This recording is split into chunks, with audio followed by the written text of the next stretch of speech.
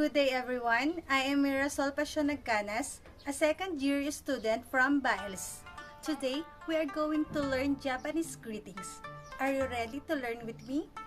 Let's go! I will introduce myself using the Jiko Shokai. Ohayo gozaimasu, hajime mashite, watashi no namae wa Mirasol desu, Mira to yonde kudasai, Philippine desu, Ichage kara kimashita, San Manuel sondemasu, Sanjuni desu, Daigakusai desu, Yoroshika to onegai shimasu. In Japan, when it is morning, we say Ohayo gozaimasu. It means good morning. In afternoon, we say konnichiwa. It means hello. Konnichiwa, friends. At night or evening, we say konbanha. It means good evening. Can you repeat after me? Konbanha. Very good. Hi. Before sleeping, we say our loved ones Oyasumi nasai. Oyasumi nasai, it means good night. In Japan, when someone helps you, we say arigatou gozaimasu. That means thank you.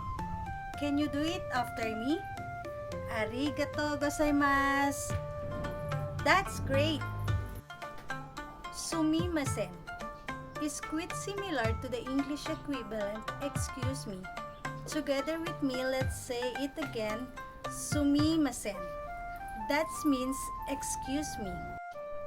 Sayonara, sayonara.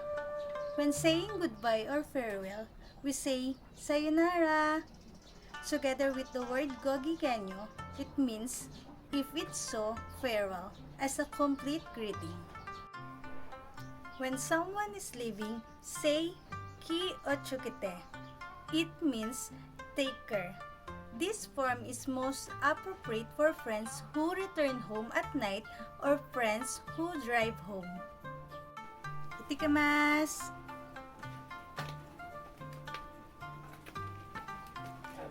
When someone leaves the house or office, we say itadakimasu. It means I'm leaving. Remember, it is not similar with sayonara. That means goodbye or farewell. Itadakimasu means I'll go and come back. After the person saying itadakimasu, the person staying says itterashai.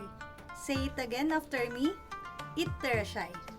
Literally means please go and come back. Similar with itadakimasu and itterashai, there are phrases for returning home or to the office.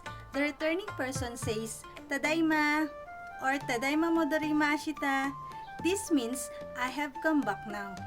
The person welcoming him or her says okaeri or okarensai. It means welcome back. Moshi moshi, moshi moshi. Instead of saying hello, in Japan, you will often hear moshi moshi on the phone at the beginning of a conversation to make sure both parties can hear the line. Moshi moshi, moshi moshi. If you're unsure about how to say sorry, in Japanese, gomen nasai is your best choice. Again, say after me, gomen nasai. That's great. It is acceptable in both formal and informal situations. Hike. Use hike as a positive or affirmative response in conversation. So if I asking now, am I good in greetings? Your response is hike. That means yes. Great job everyone for learning Japanese greetings. Thank you for watching. Arigatou gozaimasu. Sayonara.